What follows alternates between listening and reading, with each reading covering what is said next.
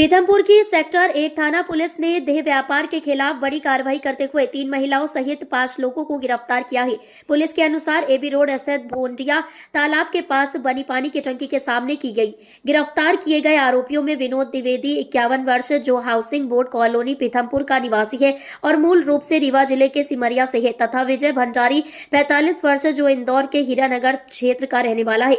शामिल है पकड़ी गई महिलाओं में 37 वर्षीय महिला न्यू पनवेल मुंबई की 35 वर्षीय महिला और सांगली महाराष्ट्र की 29 वर्षीय महिला प्रमुख है। सभी आरोपी साईं राम ढाबा के आसपास क्षेत्र में अवैध गतिविधियों में संलिप्त पाए गए। निरीक्षक ओपी अहिर के नेतृत्व में की गई इस कार्रवाई में सभी आरोपियों को अनैतिक व्यापार निवारण अधिनियम 1956 के तहत गिरफ्तार किया गया है। पुलिस ने सभी आरोपियों को रंगे हाथों पकड़ा और उनके खिलाफ कानूनी कार्रवाई शुरू कर दी है। सभी गिरफ्तार आरोपियों को माननीय न्यायालय में पेश किया गया है।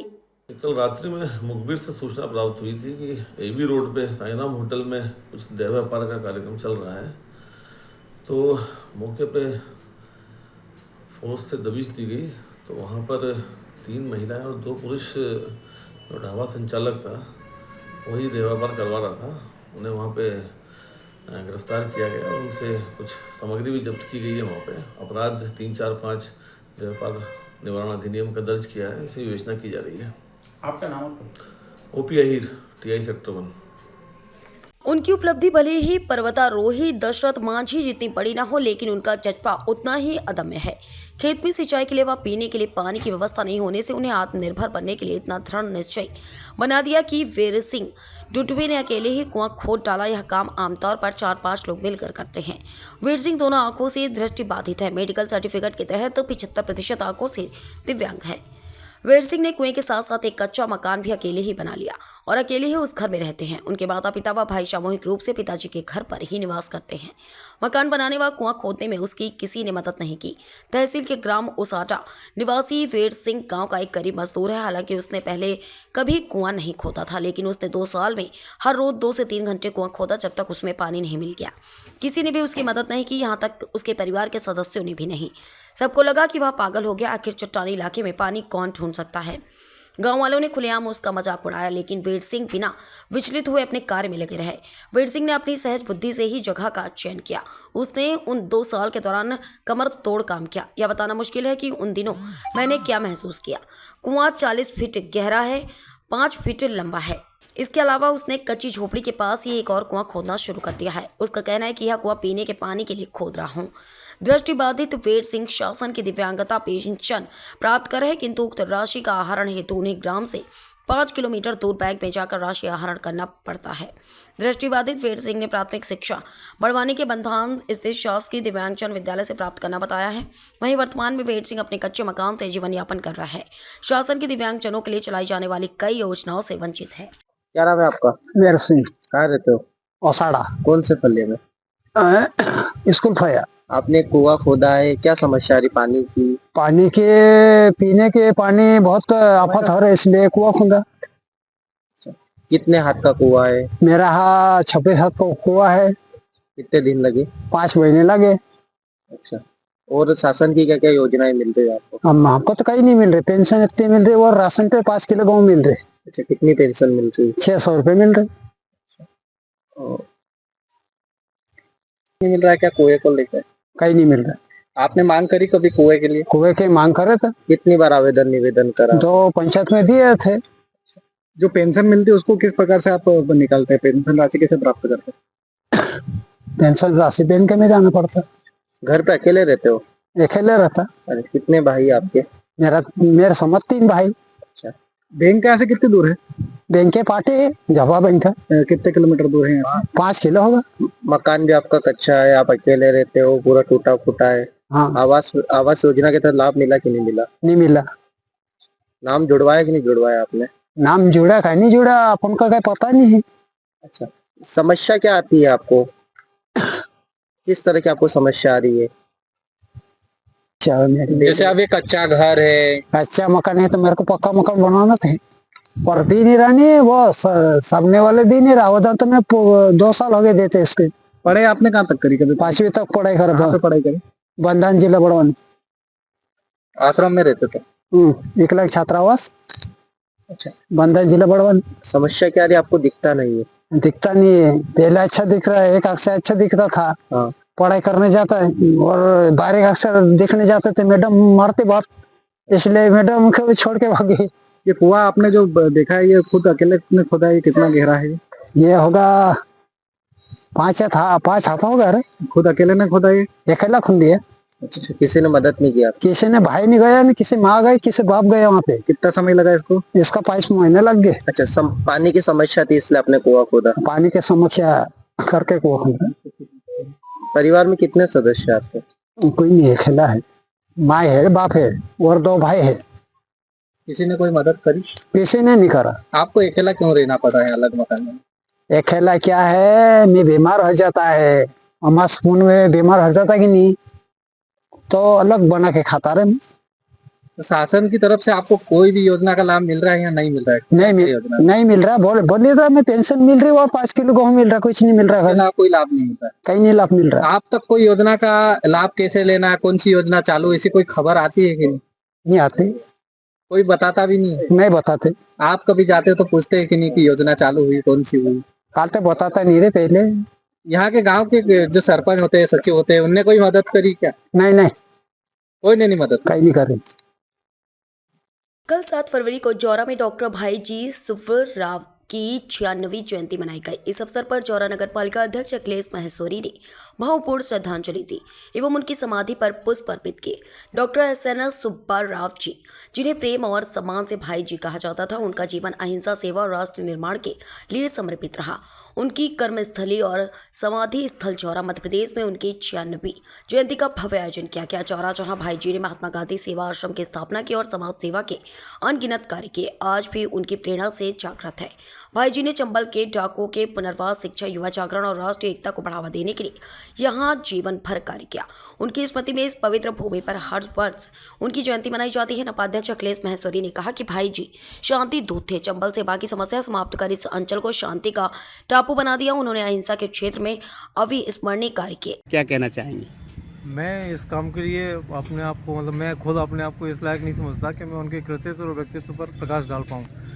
वो सूरज और मैं दीपक। मैं ये तो नहीं कह सकता, पर हाँ, मैं उनके कृतित्व और व्यक्तित्व से सीख लेने की कोशिश ज़रूर करता हूँ। जितना भी हम सीख पाएँ, जितना भी हम उनको फॉलो कर पाएँ, वो उसी में हमारे जीवन की भलाई है। चंबल क्षेत्र में ऐसा क्या खास रहा जो जिसके लिए वो याद किए जाती हैं? चंबल क्षेत्र में जो उन्होंने किया वो शायद आज तक कोई नहीं कर पाया और शायद आगे भी कोई नहीं कर पाएगा। उन्होंने सबसे पहले तो जो डाकुओं को आत्मसमर्पण किया था, चंबल घाटी जो डाकुओं के नाम से जानी जाती थी, आज वहाँ सब कुछ हो रहा है और डकैत समस्या पूरी तरह से ख़त्म हो चुकी है। ये सब सुब्बा राव जी की देन थी। धन्यवाद। खाचरोद तहसील के अंतर्गत आने वाले गांव कुराड़िया पित्रा मलचोकी विकास के नाम से कोसों दूर है। ग्रामीणों ने अपनी समस्या को मीडिया के समक्ष रखते हुए बताया कि गांव में पानी निकासी के लिए नालियों की व्यवस्था नहीं, जिससे नालियों का पानी सड़कों पर आकर जमा हो जाता है, जिससे निकलने वाले छोटे छोटे बच्चों और लोगों को अच्छी खासी समस्या का सामना करना पड़ता है। और तो और गाँव से निकला पानी प्राइमरी स्कूल के पीछे इकट्ठा हो जाता है, जिससे स्कूल में पढ़ने वाले बच्चे डेंगू और मलेरिया का शिकार हो जाते हैं। ग्रामीणों ने मीडिया को बताया कि सरकार द्वारा मरने के बाद मिलने वाली सहयोग राशि में आज तक गांव में किसी को नहीं मिली है और न ही वृद्धा पेंशन योजना में किसी को मिलती है। ग्रामीणों ने भी बताया कि पंचायत के 2 साल के कार्यकाल में कुछ भी काम गांव नहीं हुआ है। वहीं प्राइमरी स्कूल में एक ही कमरे में 1 से 5 तक की क्लास संचालित हो रही है। इसकी जानकारी हमने लेनी चाहिए तो वहां के एक टीचर का कहना था कि यहाँ टीचर की काफ़ी कमी है। यहाँ 2 टीचर हैं। अगर एक टीचर को तहसील किसी मीटिंग में जाना होता तो एक ही रूम में 1 से लेकर 5 तक की क्लास संचालित करनी पड़ती है। हमने भी बच्चों से बात की तो बच्चे का भी यही कहना था कि तब हमने सोचा कि क्यों ना इसकी सभी समस्याओं की जानकारी पंचायत से जानी चाहिए और हम पंचायत भवन पहुंचे। तब हमने देखा तो पंचायत भवन के सामने ताला लटकाया हुआ पाया गया। ग्रामीण क्षेत्र समस्या काफी गंभीर दिखाई देती। प्रशासन को इस विषय पर संज्ञान लेकर कार्रवाई करनी चाहिए। पूरा गांव का पानी यहीं आता है? हाँ, सड़क वालों ने और ये यहाँ घेर दिया। अच्छा, यहाँ गेट है। और ये पास में क्या है? स्कूल है। अब यहाँ मच्छर भी पैदा होते हैं, मच्छर पनपते, तो ये बच्चों को काटते नहीं है? काटते। कितने साल का पुराना है ये गड्ढा है? ये तो बहुत पुराना है। तो गांव का सारा गंदा पानी यहीं छोड़ रखा है। हाँ, यहाँ से फिर निकल के जाता है इधर जाता है। तो अगर इस बीच में अगर कोई खेलते खेलते कोई बच्चा गिर जाए तो कितना गहरा है ये? हाँ, इसको घूमना पड़ेगा। कितना गहरा है ये? बस गहरा नहीं, ऐसा इतना ही है। अच्छा, तो मतलब बदबू भी आती होगी, आप लोग बैठते आती है, मंदिर के पास है। मंदिर के पास है। ये पानी यहाँ डायरेक्ट छोड़ रहे हैं, हाँ। तो इसकी व्यवस्था कहीं और हो सकती है क्या? गांव में कुछ ऐसी व्यवस्था है? आगे नाला जा रहा है, उसमें चला जाता है। अच्छा, अगर ये नाली सीधी बनाते हुए लेके जाए और वहाँ छोड़ सकते हाँ, हैं, वहाँ छोड़ सकते जिससे ये गड्ढा आने वाले समय में इसको बूर दें तो ये गंदगी साफ हो जाएगी। साफ हो जाएगी, मैदान हो जाएगा, बहुत बढ़िया, बच्चे बच्चे खेलने के लिए बहुत बढ़िया होगा। मतलब आप ये चाहते हो कि ये गंदगी साफ हो? साफ हो, गंदगी साफ हो जाए, बराबर बच्चों को खेलने के लिए जाए। पीछे निकास है इसका? हाँ, इसका है निकास है, पीछे नाला है इसका। चलिए, सबसे बात करो। नहीं हुआ? रोड वोड कुछ भी, नाली वगैरह कुछ? नाली बनी हो? भाई अभी का ही नहीं निकल सर। देख रहे क्या गंदगी है सर? अच्छा अच्छा गंदगी है, गंदगी। ये मंदिर है क्या? मंदिर हनुमान जी का मंदिर है। अच्छा, मंदिर के पास में ही पानी, गंदा पानी छोड़ रखा है? हाँ हाँ, काय का पानी आता है यहाँ? ये बस गाँव का पानी आ रही है। अच्छा अच्छा। सब नहाने धोने का सब? हाँ हाँ, बारिश पानी का भी ठीक है। हाँ, तीसरे दिन आए मतलब। अच्छा, सड़कों की हालत कब क्या आता है पानी? एक दिन छोड़ के पानी आता है। अच्छा अच्छा अच्छा। कहीं से आता है वो? टंकी है नहीं? अच्छा, पेयजल योजना के तहत। हाँ, तो मेरा क्या मतलब है कि अभी जैसे सरपंच के कार्यकाल को अभी करीब डेढ़ 2 साल से 2 होने साल हो गए गए। है ना, तो अभी कितना विकास हुआ आपके गांव में? अभी तो ये खाड़ो बुरी है। हाँ। एक आगे थोड़ा किसो मतलब 10-15 फीट मतलब वो आगे बनी हो ना, 15-20 फीट रहेगा ज्यादा में ज्यादा। अच्छा अच्छा। और ये नाली इतनी सी बनी है, बस ये नाली बनी है बिल्कुल। और अभी हमारे गांव में कहीं भी काम नहीं भी हुआ। और मुख्य समस्या क्या क्या है गांव में? क्या क्या मुख्य समस्या है? अभी तो बढ़िया चल रही है। नहीं, अगर गांव में अगर बात करें अपन समस्या की तो बात, आज की तारीख में मुख्य समस्या क्या क्या उत्पन्न हो रही है गांव वालों के लिए? तो गाँव वाला अभी तो है, हाँ तो तकलीफ ही आज है, रास्ता नहीं तकलीफ है, हाँ, नाली नहीं तकलीफ है, हाँ हाँ। और पानी वगैरह मतलब नहीं जा रहा है, नाली बराबर नहीं वही सही साथ। अच्छा अच्छा। गंदा पानी बह रहा है उसपे? हाँ, गंदा पानी बिल्कुल बह रहा है, अभी सामने निकासी नहीं है, पानी की निकासी तो नहीं। आपने अपने सरपंच को बताई, बोला आपने सरपंच को? हाँ। सरपंच ने तो पहला सब एक कीधु है मैं वो मतलब 181 पे फोन भी लगाया था, मतलब लगाया था, जिन बाद वो थोड़ा इतना 10 फीट का करा है खाली। अच्छा अच्छा। हाँ। क्या नाम है सरपंच साहब का? राजपाल। आपका शुभ नाम क्या? शंभूलाल। देख रहे क्या गंदगी है सर? अच्छा अच्छा। गंदगी है, गंदगी। ये मंदिर है क्या? मंदिर हनुमान जी का मंदिर है। अच्छा, मंदिर के पास में ही पानी, गंदा पानी छोड़ रखा है? हाँ हाँ, काय का पानी आता है यहाँ? ये बस गाँव का पानी आ रही है। अच्छा अच्छा। सब नहाने धोने का सब? हाँ हाँ, बारिश आती है, 5 पहले मिलते हैं, फिर 2 मिलते हैं। हाँ, तो किसी को नहीं मिला अभी तक? अभी तक भी तो अंतिम संस्कार का पैसा किसी को नहीं मिला? किसी को भी नहीं मिला। मतलब अगर देखा जाए तो अंतिम संस्कार का भी नहीं मिला, और उसके बाद जो मिलता है 2 लाख रुपया वो भी नहीं मिला। सहयोग राशि बोलते हैं, किसी को भी नहीं मिल रहा है। नहीं मिला अभी तक, किसी को भी नहीं किया। तो अभी कितनी मौतें हो चुकी है अभी तक इसके बाद में? आपने अभी सरपंच तक यहाँ सरपंच बने ये, उसके बाद कितने अंदाज से कितनी मौत हो गई होगी बुजुर्गों की यहाँ? कम से कम सर 40-50 लोग ना। तो किसी को गरीब लोग भी थे? हाँ, गरीब भी है, अच्छा अच्छा। पात्र लोग भी थे उसमें? मात्रा में भी है सर। तो किसी पात्र को लोगों को भी नहीं मिला? नहीं मिला, किसी को भी नहीं मिला। चलिए, किसी की भी कोई मृत्यु हो जाए तो किसी को पैसा मिलता है क्या? हाँ मिलते हैं ना, सरकार की तरफ से मिलते हैं 2 लाख रुपए मिलता है हमारे यहाँ तो किसी को अभी तक भी मतलब संस्कार के लिए पैसा नहीं मिला। 5,000 10 तक किसी को नहीं मिला। मैंने चलिए। मीटिंग में पूछा साहब, 5 बीघा वालों 2 बीघा वालों को कभी गरीब रेखा हो किसी को पैसा, जैसे मेरे पहला बीपीएल का कार्ड था और दूसरी बार सरपंच बना तो उसने बीपीएल का कार्ड मेरा काट दिया, और मेरे पास में 2 बीघा जमीन पट्टे की है, मेरे को फिर भी अभी कुछ भी नहीं मिल रहा था। अच्छा अच्छा। तुम्हारा मतलब जो सरपंच ने आने के बाद में बीपीएल कार्ड को भी खत्म करवा दिया? वो भी करवा दिया खत्म। गरीब रेखा नहीं, सब कटी, सब हमारे यहाँ गरीब रेखा आए थे। तो हमने गांव की समस्या देखी कि यहाँ पे नालियाँ नहीं है, गंदा पानी इकट्ठा हो रहा है, और यहाँ पे नाली भी नहीं मिल रही, बच्चे भी मतलब एक ही क्लास में फर्स्ट से लेकर 5 तक, जो 5वीं क्लास तक एक ही साथ बच्चे पढ़ रहे हैं। काफ़ी समस्या है गाँव को लेके। आपकी क्या राय, क्या है उसमें गाँव में? यहाँ तो कोई काम वही बिंदु है ना, सब टपकी रहा है, तो स्कूल ने फिस्कूल ने सब। अच्छा। बरसात में देखो तो अच्छा, बरसात में बहुत बुरी हालत होती है। टपकी रहा है स्कूल। अभी हमने देखी नालियाँ भी नहीं है यहाँ पे, नालियाँ भी नहीं बनाई गई। नाली बनेगी सब पूरे दिए। अच्छा, मंदिर के पास में उखेड़ा आपका सब गंदा पानी इकट्ठा हो रहा है जो गाँव में सब, तो इसके लिए क्या व्यवस्था है? व्यवस्था कहीं नाली सही करनी पड़ेगा, तो आगे पानी छोड़ाना, आगे रास्ता है? रास्ता है आगे, पर वो कर नहीं रहे। सरपंच को बताया नहीं आप लोगों ने? क्या मालूम, गाँव वालों ने बताया होगा। तो ये मंदिर के पास में इतनी गंदगी है, आप नहीं चाहते हो कि सफाई हो जाए? हम तो चाहते हैं कि सफाई हो, लेकिन कोई करे भी। क्या नाम है आपका? कोई नहीं आता यहाँ पे? नहीं आता है। अच्छा, तो आप सरपंच मंत्री कोई नहीं बताता है, अच्छी जानकारी नहीं देता है आपको? नहीं देता है, कोई नहीं देता है। तो किसी ने आवेदन करा कि नहीं करा अभी तक नहीं करा उसका? नहीं, ये लोग आवेदन करते हैं कि या फिर ऐसे ही बताते ही नहीं है? तो बताते ही नहीं है सर। ये लोग जाने सर, करे आवेदन करे नहीं करे, हमको तो जानकारी देते भी नहीं है लोग कोई भी। चलिए ठीक है। अभी तो कहीं विकास न गए रहे बोले। नहीं आ रहा कुछ भी विकास। अभी हमने देखा कि यहाँ पे नालियाँ भी नहीं है, अरे पानी देख लो अंदर यहाँ नाली वाली कुछ बनी कि नहीं है? कुछ नहीं बनी हुआ है, इतनी बनी दिखा रही इतनी। अच्छा पानी की क्या व्यवस्था है यहाँ पे, पानी पीने की? पानी ना अभी तो पानी पावड़ मरी है आज। अच्छा, पानी पिलाने वाले मर गया। हाँ कैसे? नहीं तो आज जल गया वो। नहीं नाम है आपका? बालाराम जी, आपके जो गांव में गुराड़िया पितरामल जो है उसमें क्या क्या विकास हुआ, क्या क्या काम हुए अभी? कहीं काम नहीं हो जाए, कुछ भी काम नहीं हुआ? कहीं काम नहीं। मतलब नालियाँ भी नालियाँ नाले का 10 फीट टुकड़ो जो यहाँ हो। अच्छा, और कोई काम नहीं हुआ? कहीं रोड नो के कहीं नो भी नहीं। प्रधानमंत्री आवास आई क्या यहाँ पे? नहीं आई, किसी को नहीं मिली? कि नहीं मिली। पहला मिली थी, 2 मिली है।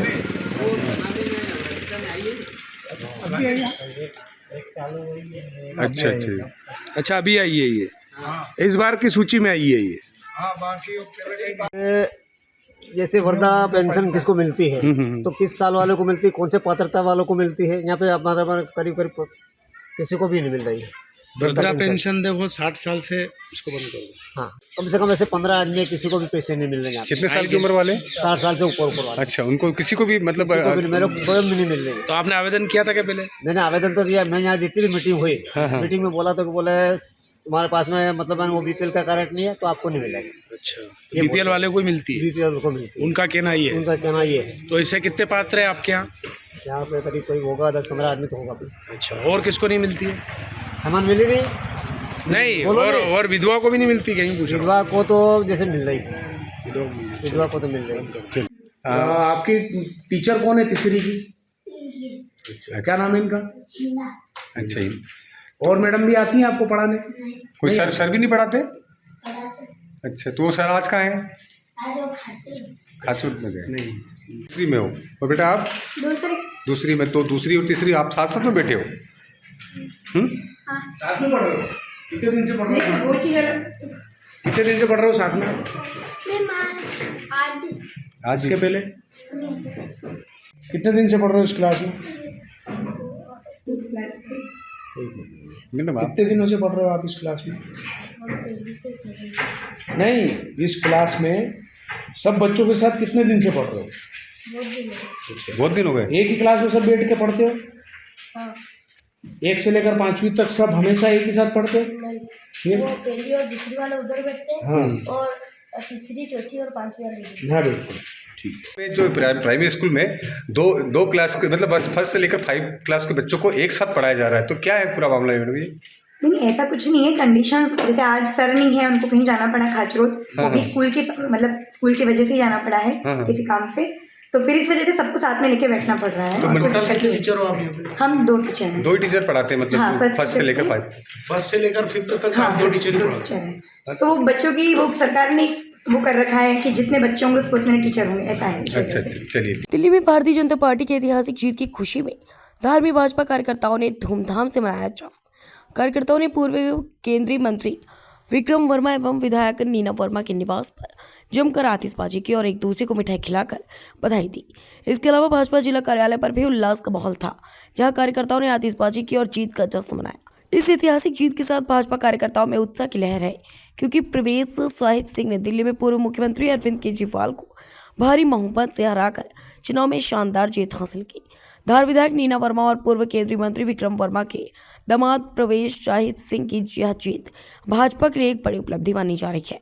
कार्यकर्ताओं का कहना है कि यह जीत पार्टी की मेहनत और नीतियों की जीत है, जिससे दिल्ली की जनता का विश्वास जीता। दिल्ली में भारतीय जनता पार्टी की ऐतिहासिक जीत हुई, क्या कहेंगे? 27 साल बाद भारतीय जनता पार्टी ने विजय प्राप्त किए, जिसमें अरविंद केजरीवाल को परेश वर्मा द्वारा हराया गया है, जो राष्ट्रीय अध्यक्ष थे, जो परेश केजरीवाल जी, उनको हराया गया। और हम चाहते हैं कि परेश वर्मा जी मुख्यमंत्री बने और ये भारतीय जनता पार्टी की जीते, मोदी जी की जीते, अमित शाह की जीते, सभी कार्यकर्ताओं की जीते। भारतीय जनता पार्टी जिंदाबाद, भारतीय जनता पार्टी जिंदाबाद।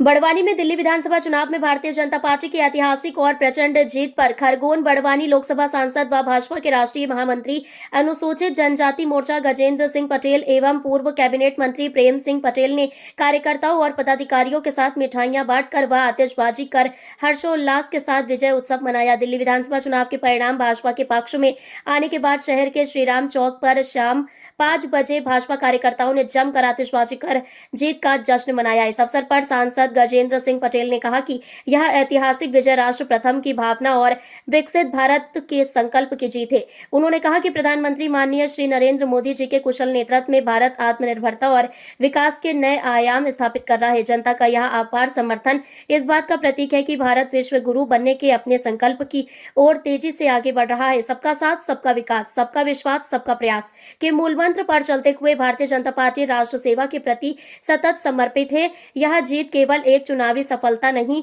बल्कि भारत के उज्जवल भविष्य और संकल्पबद्ध जनमानस की विजय है।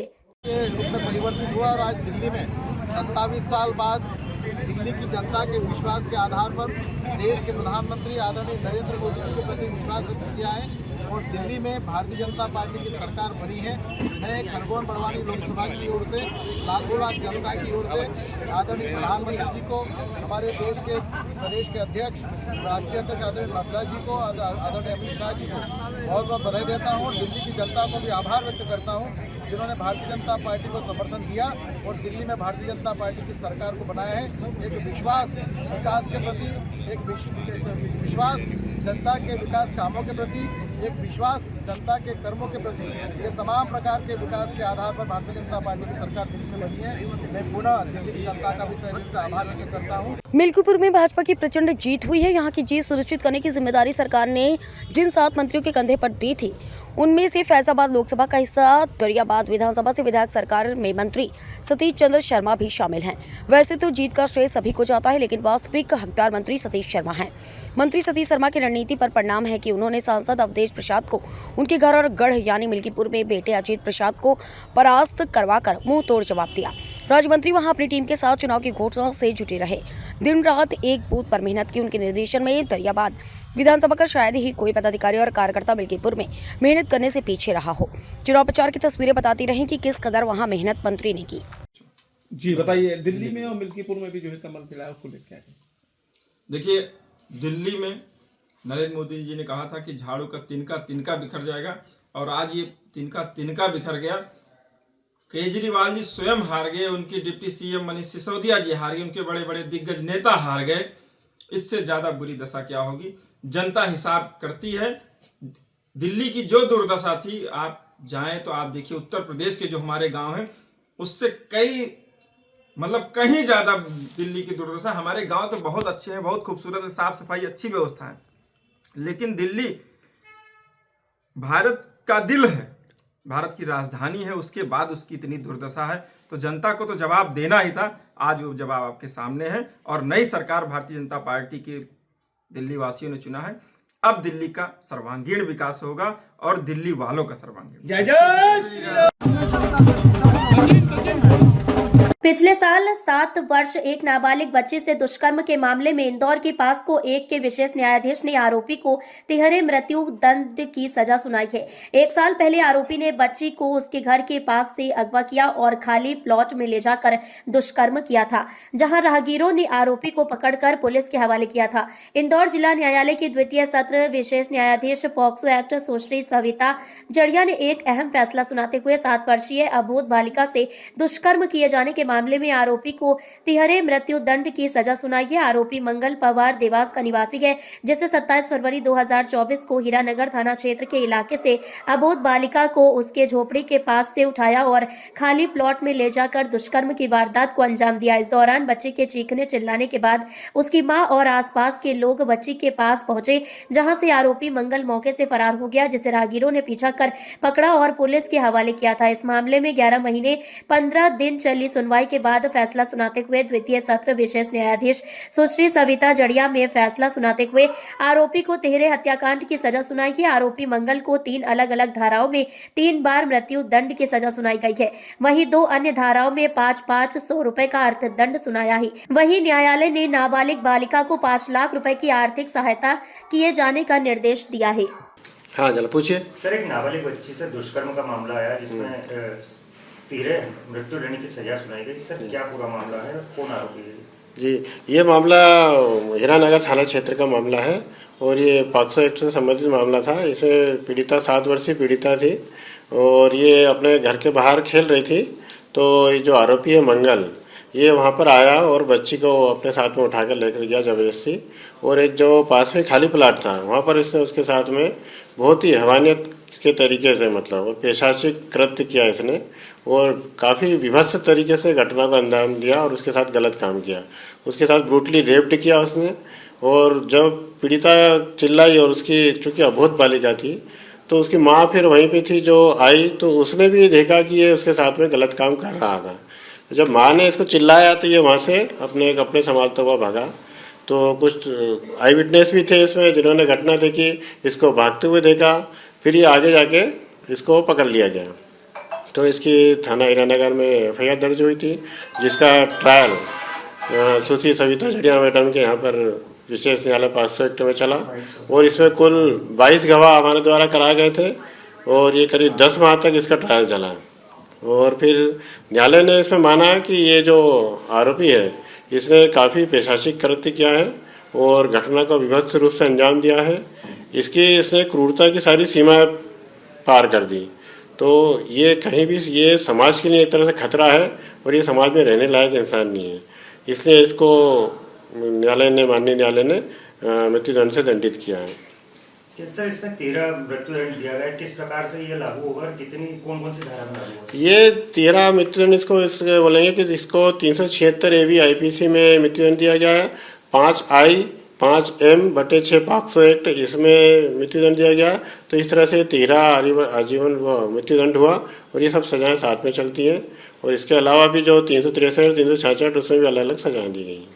50,000 रुपये का इस पर कास्ट भी लगेगी। 50, हाँ, इस पर अर्थदंड भी किया गया है, वो भी इसमें माननीय न्यायालय ने किया है। 1,000 रुपये का अर्थदंड है, 5 लाख रुपये।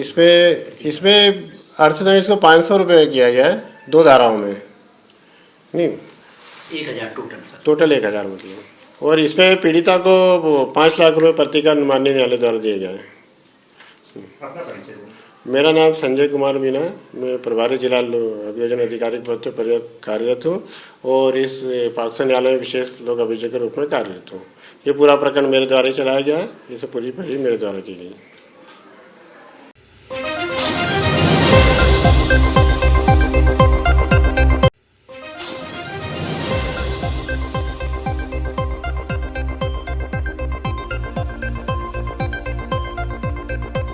इस वक्त की बड़ी खबर आ रही है। उज्जैन के नागदा उनेल के बीच एक बार फिर हुआ सड़क दुर्घटना। कार और बाइक की टक्कर में 2 व्यक्तियों की मौके पर ही हुई मौत। जानकारी के अनुसार रिलायंस जियो पंप के पास की घटना। मौके पर पुलिस पहुंची। पुलिस ने पंचनामा बनाकर दोनों शवों को सरकारी अस्पताल पहुंचाया।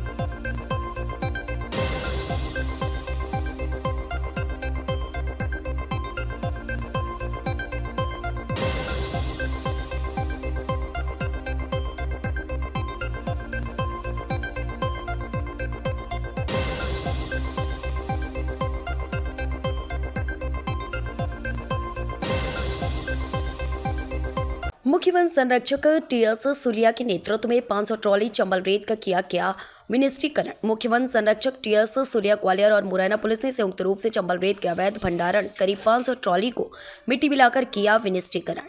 नगर घाट पर कई महीनों से खुलेआम चंबल के अवैध रेत का उत्खनन एवं परिवहन किया जा रहा था, जिसकी कई दिनों से शिकायत मिल रही थी। मुख्य वन संरक्षक टीएस सुलिया ग्वालियर ने खुद नगरा घाट पहुंचकर अपने साथ भिंड अधीक्षक भूरा गायकवाड़ और गेम रेंज अंबाह के रेंजर दीपक शर्मा के साथ समस्त वन विभाग फोर्स के साथ मुरैना पुलिस के सहयोग से एक बड़ी कार्रवाई की है। मुख्य वन संरक्षक टीएस सुलिया ग्वालियर की इस कार्रवाई से रेत माफियाओं में हड़कंप मच गया है।